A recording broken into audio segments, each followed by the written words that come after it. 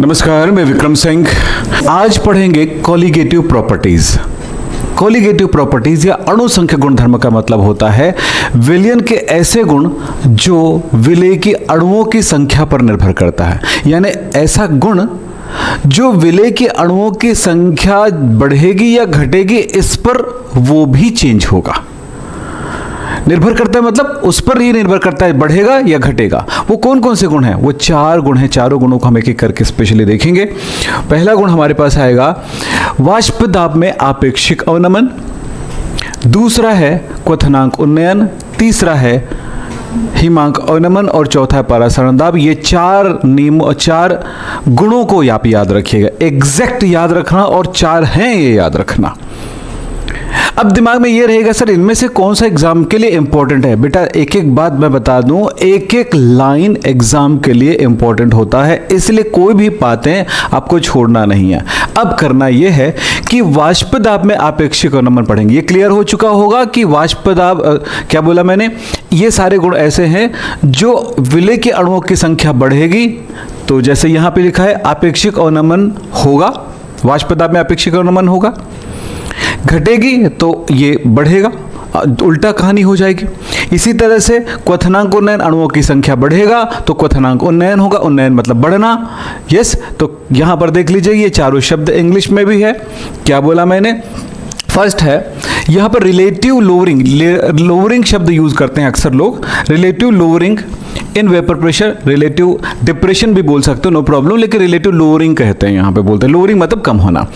इसी तरह से बॉइलिंग पॉइंट एलिवेशन, एलिवेशन शब्द पे ध्यान देना, बढ़ेगा, अगर विलेय के अणुओं की संख्या बढ़ेगी तो बढ़ेगा। फ्रीजिंग पॉइंट क्या बोलते हैं, डिप्रेशन, ये घटेगा, और यहां पर आएगा आपका ऑस्मोटिक प्रेशर यानी कि परासरण दाब। अब हम इन चीजों के बारे में बात करते हैं एक एक करके। तो हमारा सबसे पहला बातें आएंगी वाष्प दाब में आपेक्षिक अवनमन, relative lowering in vapour pressure. हम इस तरफ चलें तो हमारे पास एक राउल्ट का नियम आप लोग जो पढ़े हो, उसी राउल्ट के नियम को ही हम आगे बढ़ाएंगे क्योंकि वहीं से इसका जवाब मिलेगा। तो राउल्ट का नियम क्या कहता है? राउल्ट का नियम कहता है कि किसी भी विलयन में, यहां पर नियम किसके साथ है या किस तरह के विलयन के लिए बात चल रही? यहां पर बात चलेगी लिक्विड में सॉलिड के लिए। लिक्विड में घुला हुआ है सॉलिड। अब लिक्विड में सॉलिड घुलेगा, और कैसा सॉलिड घुलेगा? अवाष्पशील विलेय, यानी कि नॉन वोलेटाइल, जो कि वाष्पित नहीं होती है। ये अगर घुला होगा तब की स्थिति में ये नियम लागू करेंगे। इस नियम के तहत क्या कह रहा है कि किसी भी विलयन का जो वाष्प दाब होता है, किसी भी विलयन का वाष्प दाब होता है जिसमें लिक्विड पर कोई सॉलिड घुला हो, तब उसका वाष्प दाब होता है, विलयन का वाष्प दाब विलायक के वाष्प दाब के बराबर, जब वो उस विलयन में है। आपको पता है विलायक का शुद्ध अवस्था में वाष्प दाब अलग होता है और विलयन के अंदर आने पर उसका वाष्प दाब चेंज हो जाता है। तो यहां पर विलायक का वाष्प दाब है जो कि विलयन के अंदर है, लेकिन विलायक का वाष्प दाब जो है उसके मोल प्रभाज्य के समानुपाती होता है। तो पूरा साइंस इसी के साथ आने वाला है। तो PA इज इक्वल्स टू, हम जानते हैं कि XA, और हम एक एक चीज़ों को अगर एक्सप्लेन करें तो बात अलग है, तो देखते जा सकते हैं कि क्या चीज़ है। आपको पता है, आपको नहीं पता है तो आप इसको डेराइव भी कर सकते हो। जब विलायक शुद्ध हो तब क्या हुआ, PA का मान उसके शुद्ध अवस्था के P0A का मान के बराबर होगा, XA का मान 1 होगा, तब हमारे पास हो गया। अतः हम इनमें मान रख दें तब P0A is equals to K, अब यहाँ पर हो गया इंटू 1, और हम लिख सकते हैं P0A की वैल्यू K के बराबर है, जो कि हम पढ़ चुके हैं। अब K का मान समीकरण 1 में रख दीजिए। मान समीकरण 1 में रख दीजिए। जब 1 में रखोगे तो क्या मिलेगा बताओ? P0A मिलेगा, बोलो तो बोला करिए भाई, P0A XA। हमें कोई डिस्टर्ब नहीं है, किसी स्टूडेंट को डिस्टर्ब नहीं है आपके बोलने से, आपके बोलने से ताकत बनती सबको। तो ये हो गया। तो ये फॉर्मूला हमारे पास समीकरण नंबर 2 मिला। हम ये भी तो जानते हैं किससे, अगर ये बाइनरी सॉल्यूशन है तो हम जानते हैं XA plus XB is equals to 1, तो हम XA का मान हम यहां से निकाल सकते हैं। तो क्या मिलेगा, XA is equals to 1 minus XB होगा। सो इसमें वैल्यू पुटअप कर दीजिए, तो ये हमारे पास हो गया PA P नॉट A। अब हो गया हमारे पास इनका मान 1 माइनस XB। अब इसको सॉल्व कर लीजिए, P not A minus P not A XB मिल गया। जब ये मिल गया तो हमें XB को बाहर ले लेनी चाहिए।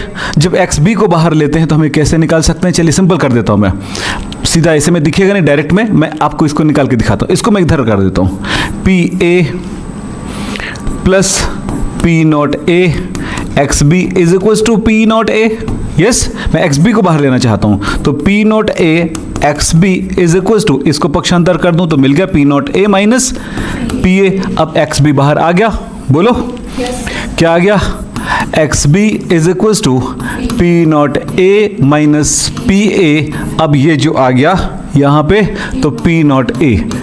यस, अब इस समीकरण का अर्थ क्या है वो जरा मैं आपको समझाता हूं। इस समीकरण का अर्थ है कि देखिए, हम जानते हैं कि P not A minus PA, आप सबको पता है P नॉट A का मतलब क्या है, PA का मतलब क्या है। P नॉट A है शुद्ध अवस्था में विलायक का वाष्प दाब। क्लियर आ रहा है ना दिमाग में, एकदम ध्यान दिया करिए। और PA जो है उस विलयन में, यानी कि जब विलायक था तो विलायक में जब विलय घुल गया तब जो विलायक का वाष्प दाब होगा वो घट चुका होगा। बंद करो बेटा, इतना गर्म लग रहा है रूम, ठीक, कुछ अपने से सेंस किया करो, ठीक। तो क्या बोला, तभी तो मैं बोला इतनी गर्मी कैसे लग रही है। सब गर्मी वो खींच लेगा, जिधर दाना होता है ना दाना खींच लेता है। तो बात समझे यहाँ पे, तो गर्मी दाना है अभी फिलहाल यहाँ पे देखें, तो P नॉट A अधिक वाष्पदाब होगा। जब उसमें अवाष्पशील विलय मिला दिया गया तो विलायक का वाष्पदाब घट गया, तो दोनों में डिफरेंस आएगा, वो वाष्पदाब में कमी को दर्शाएगा। तो ये क्या चीज है, वाष्पदाब में कमी। यस, ज्यादा फिर इसका कम, दोनों में डिफरेंस कितना कमी हुआ, तो वाष्पदाब में कमी हुआ। वाष्पदाब में अवनमन, कमी को अवनमन शब्द दे देते हैं, डिप्रेशन इन वेपर प्रेशर।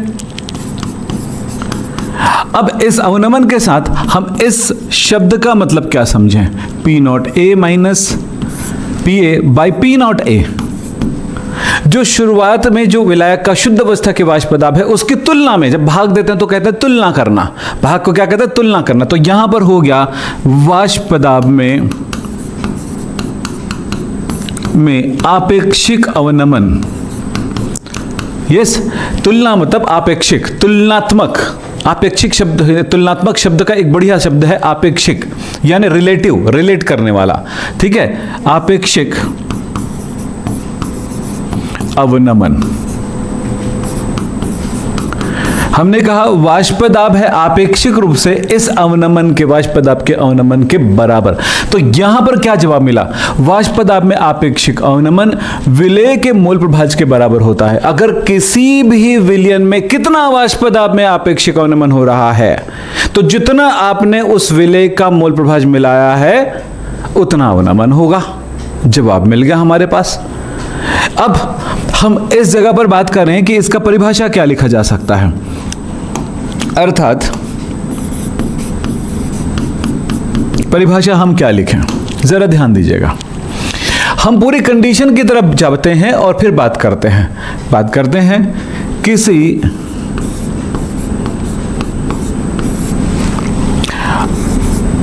अवाष्पशील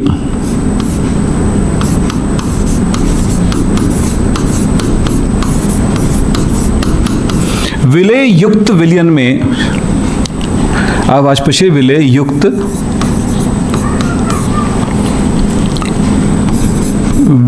विलयन में विलयन के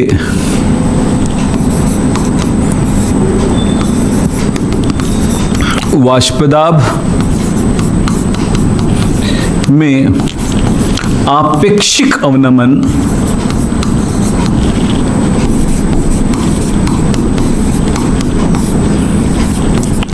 उसके विलेय के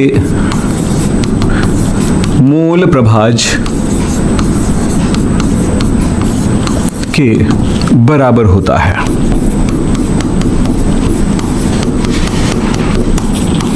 अगर वाष्प दाब में आपेक्षिक नमन के लिए समीकरण डेराइव करिए बोला जाएगा तो यहां तक आप कर सकते हैं, लेकिन अगर यहीं पर एक शब्द बोल दिया जाए कि आणविक द्रव्यमान की गणना कैसे करेंगे वाष्प दाब में आपेक्षिक नमन के लिए, तब ये डेरिवेशन बढ़ जाएगा। विलेय का आणविक द्रव्यमान की गणना कैसे करेंगे या उसे कैसे ज्ञात करेंगे, तो वो आप कहां तक पहुंच जाओगे आप लोग इस समीकरण को आगे बढ़ाते हैं। चलिए इस समीकरण को आगे बढ़ाते हैं। तो आप इतना तो जानते होंगे x B is equal to होता है n B by n A plus n B.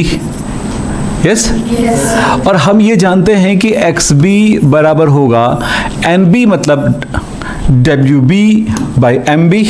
बोलो W B by M B, और इसका मतलब हुआ W B by M B, sorry W A by M A और plus W A B by M B. जब ये योगफल में है तो इसकी चूंकि ये क्या होगा, काफ़ी कम मात्रा है, तो उसे हम नेग्लेक्ट कर सकते हैं, किए हैं आपने पहले भी।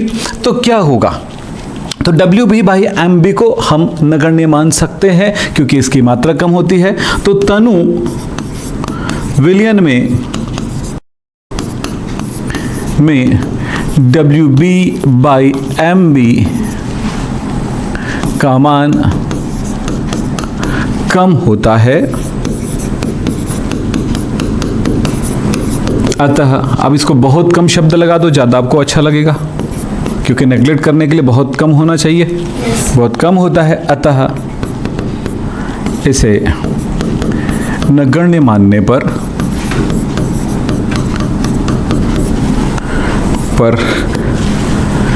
होगा क्या, x B is equals to हमारे पास आ चुका है डब्ल्यू बी, ये खत्म हो गया, by M B is equals to क्या हो गया, W A by M A. हम इसको सरल रूप में लिख दें, क्या लिखेंगे, W B by M B और इंटू डब्ल्यू ए बाई ऊपर चला गया एम ए। यस, अब एक्स बी का मान समीकरण 2 में रखने पर, 3 है क्या, एक्स बी का मान समीकरण 3 में रखने पर बोलो क्या होगा, ये हो गया W B by M B, yes, नीचे डब्ल्यू ए ऊपर चला गया M B is equals to P not A minus P A by P not ए।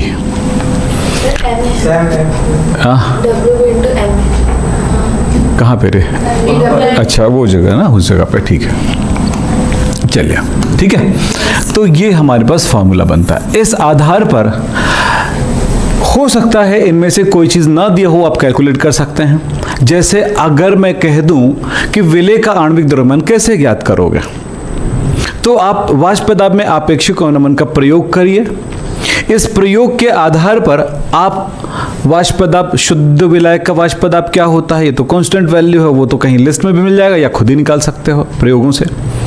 फिर जब विलयन बनेगा तो विलयन का वाष्प दाब क्या होगा, उसके विलायक के वाष्प दाब के बराबर होता है, जैसे कि हमने शुरू में कहा था। तो उस विलायक का वाष्प दाब विलयन की स्थिति में हम निकाल लेंगे, दोनों में अंतर करेंगे, भाग दे देंगे, मिल गया हमके वाष्प दाब में आपेक्षिक अवनमन, टोटल वैल्यू मिल गई यहाँ पे। अब बात होता है कि आपने कितना ग्राम या पानी लिया है, विलायक लिए है, ये हो गया WA। पानी का आणविक द्रव्यमान 18, ठीक, और कितने ग्राम आपने विलेय मिला है, ये हो गया। अब जो पदार्थ आपने लिया था, जो विलेय मिला था, उसका आणविक द्रव्यमान ज्ञात हो जाएगा। बात समझ में आ गई, यही है। अगर आप इसको ओपन करके और लिखना चाहते हो तो आप इधर करके आप लिख सकते हो। क्या लिखोगे, देखो तो ये लिख सकते हो MB,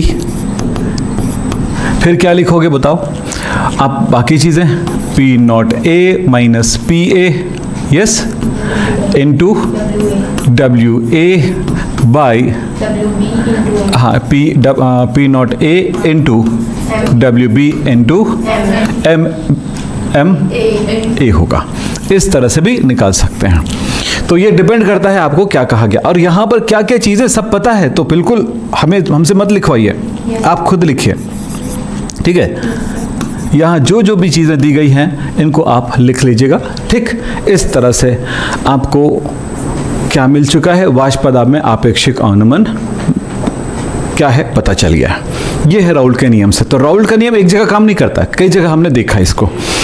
अब चलते हैं, अगला आएगा हमारा क्वथनांक क्या है। क्वथनांक किसे कहेंगे?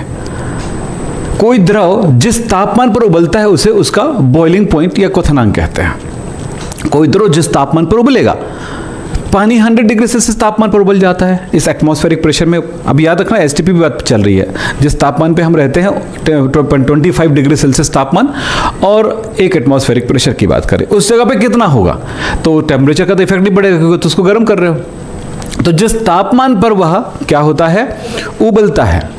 अब यहां पर ध्यान रखिएगा, हमारा साइंस जो है इस परिभाषा से रिलेट नहीं करेगा। क्यों? क्योंकि ये तो बचपने वाले खेल हो गई ना। बेटा वो पानी कितने तापमान पर उबलेगा, तो बोलेगा सर 100 डिग्री सेल्सियस पर उबलता है। एल्कोहल कितने में उबलेगा, कल बात हो गई है 78 डिग्री सेल्सियस पर उबलती है। तो असल में क्या है, विज्ञान क्या कहता है? विज्ञान कहता है कि उबलता क्या हो उसके कारण पे बताइए।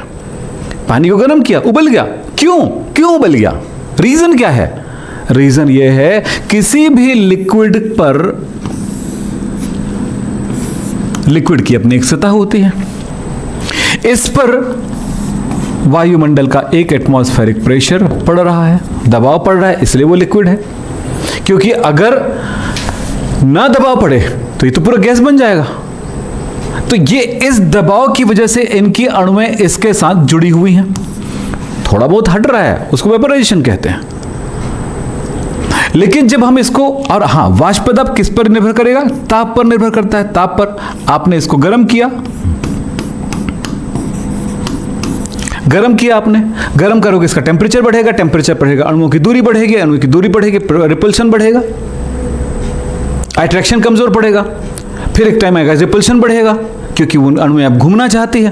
तो इस तरह से क्या हुआ, तापमान बढ़ाते हैं तो अणुओं की गति बढ़ जाती है, गति ऊर्जा बढ़ जाती है, एक दूसरे टकराव बढ़ जाता है, और ऊपर से अट्रैक्शन फोर्स कमजोर होने लग जाता है, आकर्षण बल कमजोर होने लग जाता है। एक ऐसी स्थिति आती है कि अब ये इसको छोड़ने लगता है। तो छोड़ेगा कब? जब ये दबाव, इस दबाव से ये वाली दबाव ज्यादा हो जाए। तो ये वाली दबाव क्या है? वेपर प्रेशर है।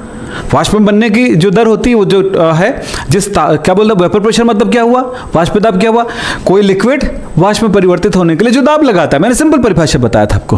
तो इस तरह से ये ऊपर प्रेशर लगाएगा, और जैसे प्रेशर लगाता है तो ये ताप उसको मदद कर रहा है। तो वह तापमान जिस पर द्रव का वाष्पदाब एक वायुमंडल हो जाता है, यानी इससे ऊपर हो गया, ज्यादा हो गया। भाई एक आदमी मुझे 4 किलो का बल लगा रहा है मेरे तरफ, मैं उसको उस तरफ धक्का लगाना चाहता हूं, तो मुझे क्या लगाना पड़ेगा? 4 किलो या उससे थोड़ा ज्यादा, 1 ग्राम, 4 किलो 1 ग्राम मैंने दाब लगा दिया, वो उधर गिरेगा।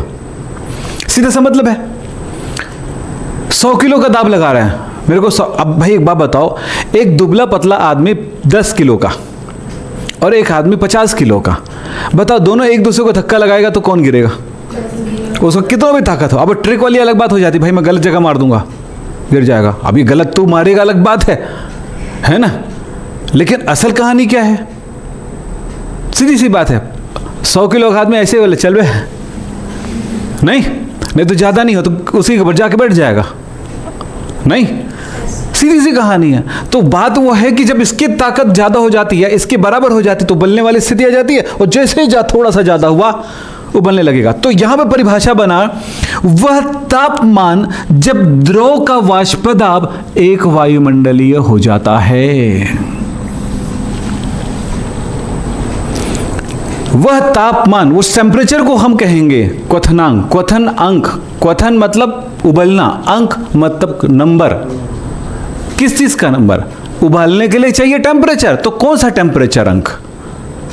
पानी 100 नंबर वाले डिग्री सेल्सियस वाले नंबर पर उबलता है, तो वो टेम्परेचर है वो। तो 100 डिग्री क्या है, टेम्परेचर है, इस पर उबलता है। तो बात क्लियर हो गई। अब चलते हैं, क्वथनांक हो गया। अब क्वथनांक उन्नयन का मतलब क्या हुआ, एक छोटा सा प्रयोग करके देख लीजिए। पानी ले लीजिए, शुद्ध पानी की बात कर रहा हूं भैया। आपके घर का पानी 110 102 डिग्री सेल्सियस पर उबल रहा है, तो मतलब ये है कि उसमें सॉल्ट है। चलिए, पानी है, पानी में एक शुद्ध पानी ले लीजिए, उसको गर्म करिए। किस टेम्परेचर पर उबलने लगा है आप थर्मोमीटर में चेक करिए, देखेंगे 100 डिग्री सेल्सियस तापमान पर उबलने लगती है। थोड़ा सा ज़्यादा होगा, लेकिन आप बोलोगे सर मैं बहुत उससे कट पानी का टेम्परेचर बढ़ा सकता हूँ। आप उबलते रहो, उबलते रहो। वो पानी जब उबलता है ना तो टेम्परेचर लेके उबलेगा, वो पानी 100 डिग्री सेल्सियस ऊपर जाएगा नहीं टेम्परेचर उसका। अब पानी का टेम्परेचर बढ़ाने के लिए क्या करते हैं, उसको उबलने से रोकते हैं ताकि वो टेम्परेचर को लेके ना जाए वेपर के रूप में, गैस के रूप में। तो उसको किस में डाल देते हैं, प्रेशर कुकर में डाल देते हैं। तो प्रेशर कुकर का ऊपर का दाब क्या हुआ, ज़्यादा हो गया, थोड़ा गर्म हुआ, थोड़ा वेपर आया, दाब का ऊपर हुआ, तो वो पानी उबल ही नहीं पाता है। इतना गर्म हो सकता है कि 200 degree Celsius, 250 degree Celsius, 300 degree Celsius हो जाता है, दाल तुरंत गल जाता है। तेरी मजाल क्या है, पहले ये होता था प्रेशर कुकर नहीं था हमारे घरों में, तो कई बार दाल जो है ना हार्ड हो जाते थे, तो दाल खरीदने के लिए एक्सपर्ट चाहिए रहता था। आजकल कोई भी दाल ले गल जाता है क्योंकि प्रेशर कुकर में करो। ओपन में दाल को पकाने के लिए ज़्यादा टेम्परेचर की ज़रूरत पड़ती है या ज़्यादा देर तक पकाना पड़ता है। तो एक तरीका था उस टाइम पे, एक तरीका ये था और दूसरा तरीका था तालाब का पानी ला करके पका लेते थे। आपने सुने भी होंगे, मम्मी या पापा से पूछ लीजिएगा। बात चल रही थी ये वाला। तो अब मैंने एक एग्जाम्पल बोला था, एक शुद्ध पानी ले लीजिए, उबालिए, ऐसा हुआ 1 डिग्री सेल्सियस, 100 डिग्री सेल्सियस। अब उसमें थोड़ा नमक डाल दिए, फिर उबालिए। आप देखेंगे कि अब नहीं उबलेगा 100 पे, और टेम्परेचर बढ़ेगा तब उबलेगा। तो दाल पकाते समय दूसरा तरीका है कि नमक डाल दो यार, पकाने से पहले पानी में। Yes sir. या एक काम करना, अगर कुछ चावल उबल रहा होगा ना घर में, एक दिन ट्राई करना, कौन सा नमकीन खा लेना, कोई फर्क थोड़ी पड़ता है ना। तो क्या करना, उबल रहा होगा तो इधर उधर देखना, मम्मी बोलेगी ढक्कन निकाल दे, बोलती है वो, है ना। तो उबलने तो थोड़ा सा उसको उबलने देना, ढक्कन निकाल थोड़ा कम होने लगता है, उबलने देना उसको। जस्ट 1 चम्मच नमक लेना, यूँ डाल देना, डालने कुछ नहीं फर्क पड़ता। नमकीन एक दिन खा के देखना, मजा आता है ना। अब वो खुद सोचेगी, 1 चम्मच में नहीं हुआ तो उबलते उबलते वो रुक जाएगा। क्यों रुका, क्योंकि अब उसका क्वथनांक बढ़ गया है, क्योंकि उसका वाष्प दाब घट गया है, क्योंकि वाष्प दाब बढ़ रहा था टेम्परेचर बढ़ने से। अब वो वाष्प दाब नमक डालने से घट गया। अभी पढ़े थे, वाष्प दाब घट जाता है जब विलेय मिलता है, विलेय की संख्या बढ़ती है, विलेय का मोल प्रभाज बढ़ता है, विलेय का मोल प्रभाज बढ़ता है तो वाष्प दाब में अवनमन हो जाता है। पढ़े थे कि नहीं, बोलो। ये देखो वाष्प दाब, तो आपने नमक मिलाया तो क्या मिलाया, उसका मोल प्रभाज मिलाया, तो इस तरह से वो घट गया। अब वो घटा तो क्या हुआ, अब वो वाष्प दाब नीचे आ गया। अब फिर उस वाष्प दाब को बढ़ाने के लिए फिर टेम्परेचर इंक्रीज करना पड़ेगा और वो फिर उबलने लगेगा। अब इसी जगह पे क्या हुआ, पानी उबलता था 100 में, पानी में नमक मिल गया तो 100 पर नहीं, अब टेम्परेचर बढ़ाना पड़ेगा। क्यों, कारण बता दिया ना, उसके वाष्प दाब गिर जाते फिर बढ़ाने के लिए अधिक टेम्परेचर लगेगा। तो इस तरह से क्या हुआ, क्वथनांक बढ़ गया। तो इसी को कहते हैं क्वथनांक में बढ़ना। क्वथनांक बढ़ना कितना बढ़ा, मान लीजिए 1 डिग्री सेल्सियस अधिक होने पर ही उबलने लगा, तो वो 1 डिग्री सेल्सियस का क्वथनांक उन्नयन हुआ। तो क्वथनांक उन्नयन क्या हुआ, जब किसी द्रव में अवाष्पशील विलेय मिलाते हैं तो उसका क्वथनांक बढ़ जाता है, इसे क्वथनांक उन्नयन कहते हैं। क्लियर। जब किसी द्रव में अवाष्पशील विलेय मिलाते हैं, मैंने समझा दिया वाष्पशील अवाष्पशील, ठीक। तो अवाष्पशील विलेय मिलाते हैं तो क्वथनांक बढ़ गया। अब क्वथनांक बढ़ा, उसको कहे हमने क्वथनांक उन्नयन, और क्वथनांक उन्नयन का एक संकेत है delta TB, sorry delta TB, boiling point है। क्लियर, डेल्टा टीबी क्लियर है यहां तक बातें। तो डेल्टा टीबी का विज्ञान क्या कहता है, डेल्टा टीबी का मान यानी कितना क्वथनांक बढ़ा, 1 डिग्री बढ़ा, 2 डिग्री बढ़ा, 3 डिग्री, यानी विलयन का क्वथनांक ज्यादा है जब नमक मिला ज्यादा हो गया, विलयन का क्वथनांक ज्यादा है जबकि विलायक का क्वथनांक कम है। क्यों, क्योंकि जब मिलाए विलयन बनाए तो बढ़ गया, और जितना बढ़ा वो उसका क्वथनांक उन्नयन हुआ। तो क्वथनांक उन्नयन डेल टीबी, यानी हमने यहां पर यह समझा कि डेल टीबी जो है वो है TB2 माइनस TB1। और TB1 मतलब विलायक का क्वथनांक और ये विलयन का क्वथनांक। सेकेंडरी हुआ विलयन, प्राइमरी हुआ विलायक। तब समानुपाती M के होता है। M मतलब मोललता। मोललता को हम मोलल सांद्रण भी कह सकते हैं। हम यहां पर शब्द लिए हैं मोलल सांद्रण। मोलल सांद्रण क्या होता है? M। तो किसी भी विलयन का क्वथनांक में उन्नयन उसके मोलल सांद्रण के समानुपाती होता है। तो delta TB is equal to KB M। हर एक पदार्थ, हर एक विलायक का अपना एक क्वथनांक उन्नयन स्थिरांक है। यहां एक नया चीज आपको मिला, वो है यहां पर क्या मिला? KB है क्वथनांक उन्नयन स्थिरांक। और क्वथनांक उन्नयन स्थिरांक इसको कहेंगे क्या? Boiling point depression, boiling point elevation constant. Boiling point elevation constant. चलिए, अब ये भी तो जानते हो क्या? Small m is equal to WB into 1000 by MB into WA in gram. तो अगर आपको ये पता है, ये नियम पता है, तो इसके फॉर्मूला आपको पता है। फॉर्मूला क्या हो गया? बस KB आएगा। तो delta TB is equal to KB into WB into 1000 by MB into WA in gram.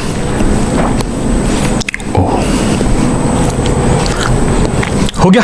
yes. अब क्वथनांक उन्नयन के लिए हमारा ग्राफ क्या कहता है? वाष्प दाब के आधार पे हम इस ग्राफ को पता लगाएंगे। देखें,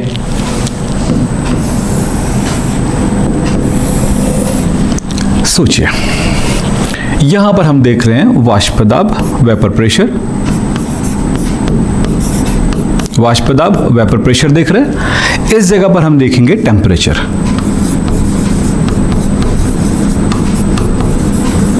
मैं कब किस में लिख दूं मुझे ठिकाना नहीं रहता। हिंदी में लिख दूं कब मैं खुद भी ध्यान नहीं रहता। और मेरा जो नोट्स देखोगे ना, बड़ा अजीब टाइप का रहता है शुरू से। चलो, हो गया? हम कह रहे हैं कि ये वाला वेपर प्रेशर है। इस पॉइंट को हम इसका एक वायुमंडली मानते हैं। ये वाला पॉइंट वेपर प्रेशर का, ये एक वायुमंडली से कम एरिया, एक वायुमंडली से हो गया, एक वायुमंडली से ज़्यादा। तो ये वाला एरिया जो है 1 ATM के बराबर है। अब क्वथनांक क्या होता है मैंने अभी एक्सप्लेन किया था। कोई विलायक है, विलायक को हम लोग किससे दर्शाते हैं? A से। कोई विलायक है, इस तापमान पर, चलो TB1 तापमान पर, TB1 नहीं लेता हूँ, T1 लिख देता हूँ। T1 तापमान पर इसका वाष्प दाब P1 है। यस, बताया था उस दिन, याद है, अलग तरह से। ठीक है, अब ये T2 तापमान पर इसका पॉइंट कहाँ पे चला? ये विलायक है, A है, तो इसका पॉइंट कहाँ चला जाए? इसका वाष्प दाब बढ़ जाएगा। यस, तो ग्राफ किधर जाने वाला? इधर जा रहा है। जा रहा है कि नहीं? ये देखो, फिर अगला T2 पर P2, P3, T3 पर P3, ऐसे होते जाएगा। तो ग्राफ किधर जा रहा है? ऊपर जा रहा है। तो ये पता चल गया, चलो ग्राफ ऊपर जाते हुए हमें नजर आ गई। ठीक है, चलिए, एक ही जगह आप विलायक लिख लीजिएगा। देखें, इस तापमान पर विलायक का दाब इतना है। तापमान बढ़ाता हूं, वाष्प दाब बढ़ता है। ग्राफ किधर जाएगा? इधर जाएगा। सीधा भी लिख सकते थे, मैं थोड़ा सा कर्व दे दिया हूं। जैसे जैसे हम आगे बढ़ते जाते हैं, वाष्प दाब उतना बढ़ते जाता है। एक समय आता है, एक टेम्परेचर, समय नहीं, एक टेम्परेचर आता है। क्या आता है? एक टेम्परेचर आता है। उस टेम्परेचर पर, किसी एक टेम्परेचर पर इसका वाष्प दाब कितना हो गया? एक वायुमंडली। ये किसका है? विलायक का, TB1। विलायक का क्वथनांक TB1 प्राप्त होता है। क्यों? क्योंकि इस तापमान पर इस विलायक का वाष्प दाब एक वायुमंडल हो गया, इसका क्वथनांक हो गया। अब जैसे ही इस विलायक पर अवाष्पशील विलेय मिलाओगे इसका, इसी तापमान पर ना, इस तापमान पर, तो वैसे ही उसी तापमान पर उसका क्वथनांक, उसका वेपर प्रेशर गिर जाएगा। बन गया AB। आपके बुक में यहीं पर ये ऐसे लिखा होगा, ऐसे और ऐसे लिखा होगा, ये गलत पॉइंट है। क्यों गलत पॉइंट है भाई? जब जिस टेम्परेचर पर इसका वाष्प दाब दिखा रहे हो और उसी टेम्परेचर पर वाष्प दाब दिखाओ ना, समझे? इसीलिए कुछ चीजों को आपको बिल्कुल आप अपने हिसाब से पढ़ो। मैंने कहा ना, अपना दिमाग आपका है, जैसा सोचोगे, जैसा समझोगे, वैसा ही आप किसी चीज को रिएक्ट करोगे। चलो साहब, यहां पर बात करें, हुआ क्वथनांक, वाष्प दाब गिर गया, वाष्प दाब गिर गया, का क्वथनांक गिरता है कि नहीं? टेम्परेचर बढ़ाते जाता हूं, टेम्परेचर बढ़ाते जाता हूं, बढ़ाते जाता हूं, बढ़ाते जाता हूं, बढ़ाते जाता हूं। देखो ग्राफ गया आगे। और अब बताओ ये टेम्परेचर किधर गया इसका? इस तापमान पर उबलेगा। ये इस तापमान पर उबलता है क्योंकि इस तापमान पर इसका एक वायुमंडलीय दाब हो जाता है, वाष्प दाब, इसका वाष्प दाब एक वायुमंडलीय हो जाता है। तो आप देखोगे दोनों में TB2 डिफरेंस क्या है?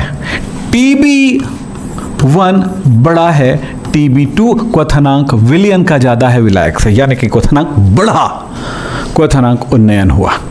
ग्राफ के आधार पे समझा दिया आपको।